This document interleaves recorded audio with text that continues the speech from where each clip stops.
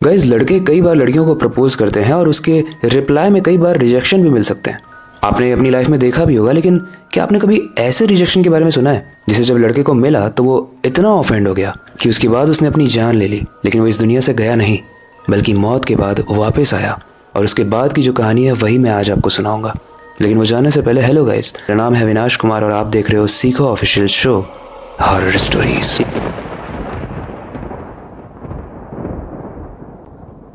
कहानी है मुंबई के गोरेगांव की। वहाँ एक लड़का रहता था जिसका नाम था आकाश। एक ऐसा लड़का जो हर वक्त मस्ती और मजाक में डूबा रहता था। दोस्तों का दिल से फेवरेट, टीचर्स का एक हेडेक एंड स्कूल का सबसे बड़ा बैक बेंचर यानी जो सबसे पीछे बैठते हैं। वैसे तो शैतानी उसकी आदत थी, लेकिन दिल से वो इतना बुरा नहीं था। उसके दिन कट ही रहे थे, लेकिन उसका दिन स्पेशल तब होता है जब उसकी लाइफ में रुचि एंट्री मारती है। बेसिकली उसको रुचि में रुचि आ गई। अब रुचि आकाश से एकदम ऑपोजिट थी। जहाँ वो बैक बेंचर था, ये फर्स्ट बेंचर थी। जहाँ वो पढ़ाई नहीं करता था, ये बुक्स में ही डूबी रहती थी। लेकिन आकाश ने जब उसे पहली बार देखा तो मानो उसकी दुनिया ही रुक गई। उसकी हंसी, उसके बालों से गिरती हुई सनलाइट और उसकी बातों की वो शराफत, आकाश बस इन्हीं चीजों में खो गया। लेकिन शुरू में आकाश ने कुछ कहा नहीं। वो बस छुप छुप कर दूर से देखता था रुचि को। कभी वो उसके गिरते हुए पेपर्स उठाता था तो कभी मस्ती में उसमें फनी कमेंट्स मारता था। पर सच तो ये है कि आकाश का दिल सच में रुचि के लिए धड़कने लगा था। लेकिन रुचि का भी पॉइंट ऑफ व्यू जान लेते हैं। रुचि को दरअसल आकाश की बातों में सिर्फ मजाक लगता था। लेकिन एक दिन दोस्तों के कहने पर आकाश ने काफी हिम्मत करके रुचि से अपने दिल की बात कह ही दी। उसने अपने दोस्तों से हेल्प मांगी और बोला कि एक काम करो, तुम रुचि को पवई ले आओ और उस पवई लेक के पास ही मैं अपने दिल की बात रुचि से कह दूंगा। पवई दरअसल एक लेक था जहां पर वो रहता था, उसके पास वाला। अब सीन इमेजिन करो कि पवई लेक, शाम का वक्त और हवा में ठंडी सी खुशबू। लेकिन ये खुशबू आकाश के लिए बहुत रोमांटिक थी, क्योंकि आज वो अपने प्यार का इजहार करने वाला था। आकाश वहीं रुचि का इंतजार कर रहा था और जैसे ही रुचि आई, थोड़ा सा वो कंफ्यूज थी कि क्यों बुलाया इसने। आकाश ने दिल ठोक के कह दिया, मैं तुम्हें पसंद करता हूँ, मैं तुम्हें हमेशा खुश रखूंगा, तुमसे प्यार करता हूँ। रुचि पहले तो बहुत हंसी, उसे लगा कि ये कोई मजाक है। लेकिन जब उसे समझ में आ गया कि आकाश सीरियसली बोल रहा है, रुचि का एकदम बिहेवियर ही चेंज हो गया। उसने बोला, आकाश, तू और मैं ये कभी नहीं हो सकता। तू एक बैक बेंचर है, एक लूजर है, और मैं एक टॉपर। तो एक काम कर, अपनी लाइफ में खुश रहे और मुझे भी रहने दे। रुचि बस इतना कह के वहां से चली गई और आकाश वहां पर ठंडे तरीके से बस खड़ा ही रह गया। ऐसा लग रहा था उसे कोई शॉक लग गया हो। अगले दिन स्कूल में सबको पता चल गया कि आकाश का दिल टूट चुका है। जो स्कूल का सबसे बड़ा मस्तीखोर लड़का था, आज वो सबसे ज्यादा शांत हो चुका था। हंस रहा है, ना शैतानी कर रहा है, बस चुपचाप एक कॉर्नर में जाके बैठा हुआ है। रुचि भी ये सब देखती है और उसे थोड़ा लगता है कि मैंने बुरे तरीके से शायद बोल दिया है। उसे थोड़ा सा गिल्ट फील होता है और वो सोचती भी है कि मैं आकाश से बात करूं या ना करूं, वो समझ नहीं पाती है। लेकिन तभी अगला दिन होता है और अगले दिन आकाश स्कूल में नहीं आता है। लेकिन वो तो पहला दिन था।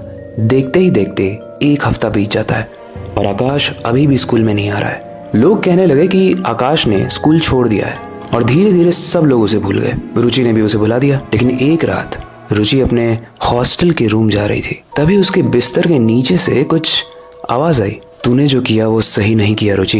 रुचि काफी शॉक्ड हुई और उसने जब नीचे देखा तो उसका दिल थम गया। वो आकाश था। उसकी आंखों में आंसू भरे हुए थे और उसके कपड़े पूरी तरीके से गीले थे, मानो अभी अभी वो पानी में डूब कर बाहर आया है। रुचि चिल्लाते हुए अपने रूममेट्स के पास भागी और जैसे ही उसके रूममेट्स आए, वो रूम एकदम खाली था, नीचे कोई नहीं था। अगली सुबह जब रुचि बिस्तर से उठती है तो उसके बिस्तर के नीचे पानी भरा हुआ था। उसके रूममेट्स पूछते हैं ये पानी कहाँ से आया, लेकिन किसी को कुछ नहीं पता चल रहा था और थोड़ी ही देर के बाद वो पानी गायब भी हो गया। अब कहानी में ट्विस्ट आने वाला है, इसलिए ध्यान से सुनना।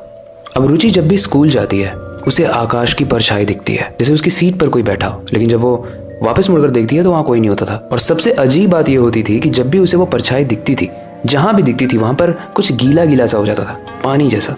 लेकिन कुछ दिन बीते और जैसे जैसे आकाश उसे बार बार दिख रहा था, उसका चेहरा बहुत ही ज्यादा डरावना और पानी से गला हुआ टाइप का प्रतीत होने लगा। रुचि से रहा नहीं गया और वो इंस्पेक्शन करने के लिए आकाश के घर गई। लेकिन उसके घर में ताला लगा हुआ था, कोई भी नहीं जानता था कि वो कहाँ है।